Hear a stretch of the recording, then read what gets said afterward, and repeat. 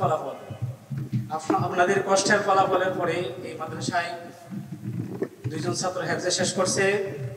আজকে বাংলাদেশের আলোড়ন সৃষ্টিকারী প্রখ্যাত মুফাসসিরিন তারা তাদের হাতে তাদেরকে পাগড়ি প্রদান করবেন।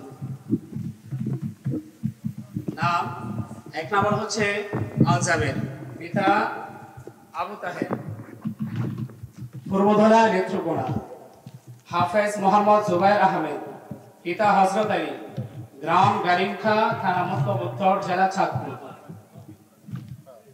আপনারা সকলেই তাদের জন্য দোয়া করবেন, আল্লাহ তাআলা তাদেরকে যেন ইসলামের জন্য, কোরআনের জন্য কবুল করে। আমরা সকলে যদি এরকম ভাবে এগিয়ে আসি মাদ্রাসার জন্য, তো আল্লাহ তাআলা আমাদের এই মাদ্রাসাকে কবুল করবেন। নাম হাফেজ মোহাম্মদ জুবাইর আহমেদ, পিতা হযরত আলী, গ্রাম গারিমখা, থানা মতলব উত্তর, জেলা চাঁদপুর।